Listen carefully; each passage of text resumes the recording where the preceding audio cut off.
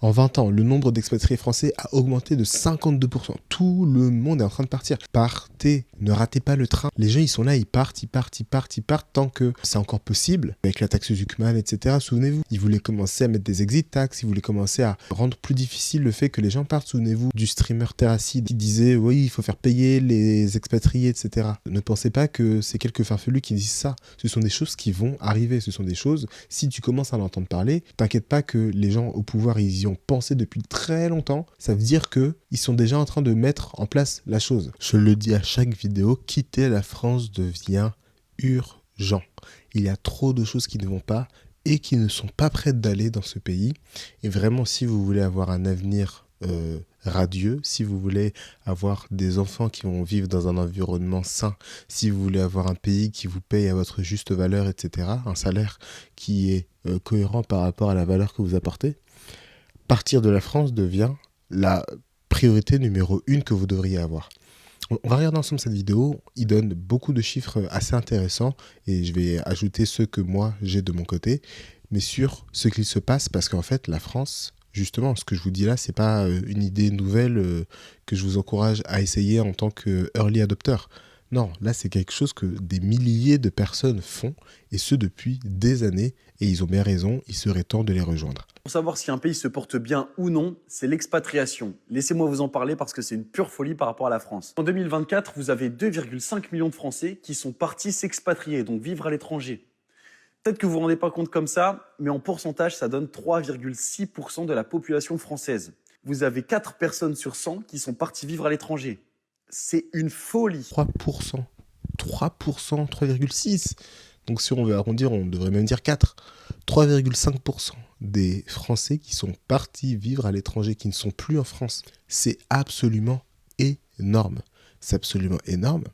Et ça veut dire quoi? Ça veut dire que, dans le meilleur des cas, l'interprétation la plus magnanime, la plus gentille que l'on pourrait faire, c'est de dire qu'apparemment, il y a d'autres endroits qui sont aussi probablement sympathiques. Ça ne veut pas forcément dire que la France est une horreur, etc. Mais ça veut dire qu'il y a d'autres endroits qui apparemment sont mieux ou qui sont en tout cas à niveau égal et qui attirent beaucoup de Français. Parce que 3% de ta population qui part en un an, c'est énorme. Absolument énorme. 27% des Français envisagent de quitter la France en 2026. Une personne sur 4, hein, je sais pas, c'est énorme. Et maintenant, les deux grandes questions à se poser, c'est qui sont-ils et pourquoi? Une personne sur 4 qui pense à partir, les amis, ça veut donc dire que ça ne va pas. Soyons réalistes, hein. Je prenais l'interprétation la plus gentille possible, mais dans les faits, on sait très bien que c'est pas simplement parce que non, ici, voilà, ici c'est très bien, mais ailleurs c'est encore mieux. Non, une personne sur 4 qui pense à partir, alors que un pays, t'as pas envie de le quitter. T'as la langue, t'as ta ville natale, même aller dans une autre ville. Si tout se passe bien, t'as pas envie. Tu veux rester chez toi, avec les gens que t'aimes, avec tes amis, avec ta famille. Donc, s'il y a des gens qui veulent partir, et à ce point, si c'est aussi massif, qu'ils l'envisagent ou qu'ils le font effectivement, c'est que clairement, il y a un problème. Tu ne quittes pas un pays par plaisir. Jamais. Jamais. Si tout se passe bien, si même c'est un peu moins bien dans ton pays et c'est un peu mieux ailleurs, tu restes dans ton pays parce que tu as trop d'avantages, toi personnellement, à rester là où tu es né, là où tu as tes proches et tes repères, que ce soit culturels, sociaux, etc. Donc effectivement, qui et pourquoi? Parce que évidemment, il y a les gens qui partent, il y a les gens qui rentrent. Donc on échange qui contre quoi? Tu vois ce que je veux dire? C'est qui part et en plus c'est qui va le remplacer derrière? Le remplacer, n'est-ce pas? Ouh, les mots qui fâchent. Qui sont les gens qui rentrent? Comme ça, on pourra ensuite comparer par rapport aux gens qui partent. Les gens qui rentrent, j'ai demandé niveau financier et diplôme des gens qui partent de France et de ceux qui rentrent. Immigrés versus immigrés. Et donc les immigrés, les gens qui rentrent en France, 52% ont des diplômes de l'enseignement supérieur. Alors ça m'a beaucoup étonné. Si on creuse, je pense qu'on va pas avoir beaucoup de surprises parce que ça me paraît gros comme chiffre, vraiment, par rapport à ce que j'imagine. Mais évidemment qu'il y en a plus que ce qu'on croit, mais ça m'étonne quand même que 52% des immigrés en France, en 2023, âgés de plus de 25 ans, soient diplômés de l'enseignement supérieur. Mais déjà, le simple fait qu'ils soient âgés de plus de 25 ans, ça enlève d'office les mineurs isolés, etc., les mineurs de 40 ans, etc., tout ça, alors que eux, ce sont des dizaines de milliers. Hein. Tout ça, on ne les compte pas. Mais même sans les compter, ça m'étonne. Mais admettons, 22% d'entre nous pas de diplôme. Et cette hausse, donc, concerne presque toutes les origines, donc même les pays d'Afrique, les pays du Maghreb, etc., qui sont plus pauvres, qui ont moins de gens diplômés. Ceux qui viennent de ces pays-là sont de plus en plus diplômés, sont de plus en plus qualifiés. Mais malgré tout, ce n'est pas une immigration, voilà, c'est pas des millionnaires, c'est pas des chercheurs, c'est pas des gens pour des domaines hyper précis et stratégiques qui viennent en France. Ce sont des gens qui ont des diplômes. Je lui ai demandé d'ailleurs, ce sont souvent des licences de gestion, des trucs comme ça, tu vois, des trucs qui, enfin, oui, c'est bien, mais bon, c'est pas non plus, tu vois, des licences de gestion, etc. On en a aussi en France. C'est pas quelque chose dont le pays a réellement besoin, mais en tout cas, c'est eux qui viennent. Ça ne reste que 52%. 22% n'ont aucun diplôme, absolument aucun, donc juste ils sont allés au primaire et au collège, quoi. Peut-être qu'ils ont le bac, peut-être qu'ils ont... Enfin, je sais pas si le bac compte comme un diplôme, mais je crois que non. Et donc entre 52 plus 22, ça fait donc 74, si mes chiffres sont bons. Donc il reste encore 26% de gens qui sont en fait diplômés, mais pas de l'enseignement supérieur. C'est-à-dire que, ah bah non, bah du coup, ah oui, ouais, bah voilà, diplôme, mais pas de l'enseignement supérieur, ça veut dire qu'ils ont le bac. Il y a 25% des gens qui juste ont le bac, tout court, 52% qui ont des diplômes de l'enseignement supérieur ou qui ont fait 1 an de licence mais qui n'ont pas de diplôme, quoi. Mais comme diplôme, ils ont que le bac. Enseignement supérieur, c'est à partir de licence et compagnie, j'imagine. Et 22 qui n'ont pas de diplôme, c'est-à-dire qu'il y a 22% qui n'ont même pas le bac. Il y a quasiment autant de gens qui n'ont pas le bac et du coup, 52, ça veut dire qu'il y a 48% des gens qui n'ont pas de diplôme. Maintenant, retournons donc voir notre cher ami pour comprendre qui sont ceux qui partent. Ok ? Si c'est ça qui rentre, si nous on fait partir, voilà, c'est que des criminels multirécidivistes qui décident de quitter la France parce qu'il y a des lois, voilà, qui sont strictes et une justice qui marche trop bien, et donc du coup ils préfèrent partir pour un pays sans foi ni loi qui les laissera faire leurs bêtises. J'espère que c'est ça. Ah, alors, est-ce que vous pensez que c'est ça, les amis ? Ou est-ce qu'au contraire, vous pensez que ce sont les gens les plus intéressants qui partent ? Le premier, le type de profil, c'est des gens qui ont entre 25 et 45 ans. Donc, une petite balle dans le pied parce que c'est des actifs qui contribuent au système. Ce sont dans la très grande majorité des diplômés, des indépendants, des entrepreneurs. Une hémorragie lente qu'il faut surveiller comme le lait sur le feu. Ces diplômés de grandes écoles qui partent travailler à l'étranger. Moi, j'ai parlé encore aujourd'hui. J'ai parlé avec un ami d'enfance qui m'a dit que là, il va partir. Il vit en France, lui, et il va partir au Luxembourg. Il a fait des études pour être banquier, un truc comme ça, et il va partir au Luxembourg. On connaît tous quelqu'un qui soit veut partir, qui soit est parti, ou qui soit devrait partir mais ne s'en rend pas encore compte. Et on se demande qu'est-ce qu'il faut encore là. Bon, on connaît tous des gens comme ça. Je parle juste à un ami d'enfance random, il me dit qu'il a envie de partir. C'était pas du tout le sujet, hein. On n'a pas commencé à parler de politique. Mais juste, c'est quelque chose qui maintenant est commun et courant. Dès que tu as un petit diplôme, que tu as un petit truc, tu te dis, mais en fait, ailleurs, je vais être payé 3 fois plus pour un pays 10 fois mieux, où tout fonctionne beaucoup mieux, taxé 4 fois moins, et un confort de vie de fou furieux. Pour quelques kilomètres. Quitte à prendre des avions, à faire des allers-retours Marseille-Suisse ou je sais pas quoi, tu vois. Peu importe, même si tu habites à Brest, parce que la France, elle est quand même bénie, hein. Il y a le Luxembourg, il y a Andorre, il y a la Suisse, collé, frontalier. Même pas besoin d'aller à l'autre bout du monde. Collé à la France, t'as des bangers comme ça. En 20 ans, le nombre d'expatriés français a augmenté de 52%. Tout le monde est en train de partir. C'est pour ça, moi, je vous dis... Partez, ne ratez pas le train en fait. Les gens ils sont là, ils partent tant que c'est encore possible.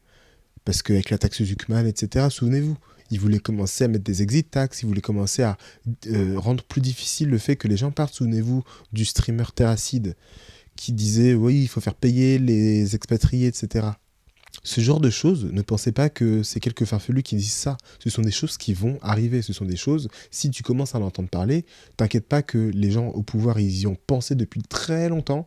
Si tu commences à en entendre parler, ça veut dire que ils sont déjà en train de mettre en place la chose. Il faut savoir que ce n'est qu'une question de temps. Ils vont petit à petit, ils commencent étape par étape, un pied après l'autre, un pied devant l'autre. Ça va progressivement ces choses-là, évidemment. La grenouille que tu mets dans l'eau et tu montes de 1 degré jusqu'à ce qu'elle se fasse ébouillanter. Tout le monde prend le train, tout le monde monte dedans, tout le monde est en train de s'enfuir et vous êtes là, à dire mais non, c'est bon, Bardella il va passer la prochaine fois, ça va aller. Ça va pas aller, c'est pas bonne comme dirait l'autre. Je partirai pas. Si, si, tu partiras. Non, non, je partirai pas. Mon pays, mon saucisson, mon camembert. Mais ton camembert, ils vont te le mettre dans le... Hein? Ils vont te l'enfoncer là où je pense ton camembert. Même des cadres, des mecs qui font tourner le pays, il faut le dire. Expatriation ou fuite? Mais évidemment que c'est fuite. Est-ce que j'ai vraiment besoin de dire pourquoi? Parce que ouais, je pense que quand tu donnes 60% de ton salaire et que les services publics sont dégueulasses, quand tu cherches à te loger, mais qu'il faut que tu débourses 9 fois ton salaire annuel pour acheter une putain de baraque, c'est chaud. Exactement. Et tout ça pourquoi? Les fameux socialistes qui nous expliquent que justement c'est pour protéger les classes populaires, c'est pour protéger les pauvres. Mais en augmentant les impôts, qui ne peut plus se payer de maison? Qui n'arrive plus à vivre de son travail? C'est pas Bernard Arnault. Bernard Arnault, tu peux même le taxer à 80%, il aurait toujours des millions et des millions et des millions. Si la gauche se disait ça, ce serait toujours aussi bête, hein. Mais si au moins il disait on va baisser les impôts pour tout le monde, à part pour les 1%. Parce que eux, ils peuvent payer, c'est pas grave, machin, machin. Ce serait totalement con. Mais au moins, je comprendrais la logique. Mais en réalité, toutes les taxes foncières de ci, de ça, c'est pour les particuliers. L'autre qui est médecin de campagne, médecin généraliste, machin, après des années d'études, ça y est, il a un travail qui paye à peu près correctement. Il fait un prêt, mais c'est lui qui va payer toutes les taxes foncières de je sais pas quoi, tous les travaux qui soient hyper réglementés. Non, t'as pas le droit d'avoir des fenêtres de ci, de ça. Tu dois faire des travaux parce que maintenant il faut isoler, parce qu'il y a une nouvelle norme qui te force à isoler, alors que ni toi ni tes locataires n'ont quoi que ce soit à foutre. Les règles avec les squatteurs et compagnie et compagnie. Tout ça, ce sont eux qui vont devoir en payer le prix. Et ça, là, je te parle des médecins, je te parle des dentistes, je te parle des avocats, des cadres. Mais je te parle de eux parce que ce sont les seuls, ce sont les derniers qui peuvent encore peut-être s'acheter des propriétés. Aujourd'hui, tes serveurs dans un restaurant, mais ce n'est même pas la peine d'y penser. Tes facteurs, je sais pas, tes profs, etc., ce n'est même pas la peine d'y penser. Tes boulangers, à moins que ta boulangerie elle cartonne, pardon, ce n'est même pas la peine d'y penser. Alors qu'avant, les gens achetaient tous des maisons. Les gens achetaient tous des maisons. Dès qu'ils avaient un CDI, ils achetaient une maison, mariage, et c'était, tu vois, c'était le début. C'était un truc qu'ils faisaient entre 25 et 30 ans, et à partir de là, tu es un vrai adulte, et après, tu vis ta vie et tu te développes à partir de là en vivant dans ta maison chez toi, et c'est quand tu vas à la retraite que ta maison a été valorisée. Aujourd'hui, c'est quand tu vas à la retraite que tu as potentiellement mis assez pour pouvoir avoir un apport intéressant pour pouvoir acheter une maison. À cause de tout ça, les salaires baissent, tout coûte 1000 fois plus cher, inflation, et les mêmes communistes, socialistes qui vous expliquent qu'ils vont faire payer les riches, au final, comme toujours, ce sont les pauvres qui finissent par payer l'addition. J'ai parlé tout à l'heure de la taxe Zuckman. Un équivalent de la taxe Zuckman a été passé en Californie. Devinez quoi? Est-ce que ça a rapporté des milliards comme l'a prévu notre cher Zuckman, je me souviens même plus de son prénom? Pas du tout, absolument pas. La richesse de ces milliardaires, donc, californien est estimé à 2000 milliards de dollars. Ok, donc des milliardaires, ils en ont. Ils ont beaucoup d'argent à potentiellement taxer. Je ne sais pas quelles étaient leurs prévisions, mais ils étaient certainement persuadés que ça allait rapporter beaucoup. Depuis que la loi est passée, le fondateur de Google, Sergey Brin, a dit déjà qu'il est parti. Ciao. Parce que lui, en 2 secondes, il part. Sa résidence en Californie, il n'y fout jamais les pieds. Le gars, il vit entre 10 villas réparties partout. Il a la Lamborghini du mardi, du mercredi, celle du jeudi, etc. Tu vois, il s'en bat les couilles, lui. Il va partir et c'est exactement ce qu'il a fait. Et c'est exactement ce que vont faire tous les autres. On parle de lui parce qu'il est connu. Mais tu as des milliardaires, des gens qui vendent des pinces à linge. Tu le sais pas, mais gars, toutes les pinces à linge de la planète, c'est lui qui les vend. Le gars, il est milliardaire, t'as jamais entendu parler de lui. Lui aussi, il est parti. Et donc, 700 milliards d'actifs. 700 milliards d'actifs viennent de s'envoler de la Californie. Voilà ce qui se passe quand la taxe Zuckman est appliquée. Voilà ce qui se passe. Est-ce que les riches payent? Non, ils partent. Et ce sont les premiers à partir. Est-ce que tu veux faire comme les riches ou est-ce que tu veux faire comme les pauvres qui restent là où ils sont parce qu'ils n'ont pas le choix? Les riches, qu'est-ce qu'ils font? Est-ce qu'ils font comme ceux qui disent non, moi je reste en France parce que c'est mon pays? Ou est-ce que ce sont les premiers à partir dès qu'ils sentent que ça sent le roussi? On a les résultats de nos actions. Tu vois, donc si les riches ils font un truc, fais la même chose. Tout le monde, tous les gens qui apportent un peu de valeur, qui ont envie de faire quelque chose d'intéressant de leur vie sans se faire plumer, quittent ce pays, cet enfer sur terre qu'est la France. Tout ça sans même parler de la défiance envers les institutions. Alléluia. Les gens se réveillent. Les gens n'écoutent plus France Info, justement. Alléluia. Les gens arrêtent de manger dans la main de ces abrutis, de valider le système en votant, en faisant je sais pas quoi, et simplement, ils s'en vont. Et révolution douce, pacifique. Ils votent avec leurs pieds, comme on dit. Et c'est la meilleure chose à faire. C'est la meilleure chose à faire. Et si vous voulez quand même voter, votez depuis l'étranger, c'est pas plus dur. Hein. C'est pas plus dur, vous votez depuis l'étranger. Avant ça, votez avec vos pieds. Ça sert à rien d'aller dans la rue, ça sert à rien de faire le gilet jaune. Les agriculteurs actuellement, ils ont tout mon soutien, mais leur cause, elle est perdue, ça sert à rien. Ils pourront barrer toutes les routes qu'ils veulent, ça ne sert à rien. La seule chose à faire, c'est de partir. Que ouais, on a bien compris, nous, Français, que ça servait à rien et qu'il n'y avait plus aucune confiance avec l'État. Au-delà de perdre les Français les plus productifs, on perd également leur capital et leur capacité à créer du capital. Malheureusement, quand je parle de capital, je parle pas uniquement du financier, mais également de l'humain et du culturel. Bien sûr, parce que les gens qui partent, les gens les plus riches, ce sont aussi souvent, enfin, il y a une corrélation entre intelligence et richesse. Il y a une corrélation entre créativité et intelligence. Ce sont des gens qui font avancer les choses. Ce sont des gens qui sont souvent entreprenants, parce que pour partir comme ça, faut prendre sa vie en main, faut oser prendre des décisions qui peuvent faire un peu peur. Ce sont des gens qui sont entreprenants, ce sont des gens qui sont intelligents, ce sont des gens qui sont créatifs, ce sont des gens qui apportent énormément au-delà même de l'argent. Les gens qui partent, c'est parce qu'ils ont prolongé la courbe, c'est parce qu'ils voient ce qui se passe, c'est parce qu'ils s'intéressent aux choses, c'est parce qu'ils réfléchissent, ils vont voir ce qui se passe dans la réalité, ils ne restent pas là à gober des narratifs qu'on leur sert sur France Info. Donc ce sont les gens qui ont le plus de valeur. Les gens de valeur n'apportent pas que au niveau monétaire, ils apportent tous les différents types de capitaux, pas seulement capital économique. C'est terrible. C'est d'ailleurs pour cette raison qu'on retrouve beaucoup plus de licornes. Licornes, je le rappelle, des entreprises qui sont évaluées à plus d'1 milliard d'euros aux États-Unis dirigées par des Français qu'en France dirigées. Ça, je pense que j'en parlerai dans une prochaine vidéo, mais je connais moi des dirigeants, non pas de licorne, mais de start-up, d'entreprises françaises comme ça. Et une des raisons qui font que les entreprises françaises font faillite, c'est souvent justement la BPI par exemple, les prêts d'État, Banque publique d'investissement, BPI, qui vont en fait leur faire croire que leur entreprise de merde vaut quelque chose, alors qu'en fait elle vaut rien. Ils vont leur faire des prêts, et en fait à un moment, il faut avoir des vrais clients, et comme ils ont passé des années à survivre en faisant des levées de fonds, etc., en fait, ça tue parce qu'il y a des choses, justement, c'est bien que ça échoue vite, que ça échoue bien, que tu puisses tirer des conclusions de ton truc et que tu reviennes à la charge avec un produit qui est vraiment utile, qui aide vraiment tes clients. En France, on est là à essayer de booster le truc en trichant, en volant l'argent des uns pour le donner à des entreprises qui n'ont pas forcément d'avenir, mais parce qu'ils ont dit les buzzwords de intelligence artificielle, machin, ça y est, ok, oui, on va investir là-dedans, les entreprises technologiques, machin. Au final, c'est ça qui fait justement que ça échoue. Est-ce que aux États-Unis, ils ont besoin d'une banque publique d'investissement pour avoir toutes les plus grandes entreprises de la fucking planète, en fait? Non, les gens, ils démarrent dans leur garage, même si c'est un peu un mythe, hein, tout ça, mais quand même, ils démarrent dans leur garage, ils ont un produit qui marche, personne vient de leur mettre des roues à leur prendre 60% de ce qu'ils arrivent à vendre, on les laisse se développer, et c'est tout. Les gens qui créent de la valeur, ce sont les entrepreneurs, ce ne sont pas les bureaucrates qui vont distribuer l'argent en pensant que c'est eux qui font tourner l'économie. Ils la sclérosent l'économie, ils la paralysent parce qu'ils donnent des faux signaux. Le marché s'occupe très bien de donner l'argent à ceux qui apportent de la valeur aux autres. On n'a pas besoin de la BPI pour ça. Dirigées par des Français. C'est n'importe quoi.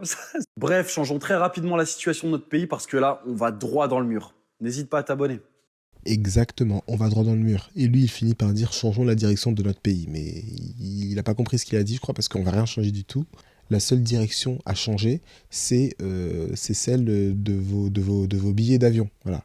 C'est plus aller-retour, c'est aller simple. Une fois, que font les gens qui savent comment on fait pour s'en sortir dans la vie quand il y a des conneries de taxes Zuckman, de socialisme, de communisme? Ils partent, faites la même chose. Partez, sauvez-vous. Merci.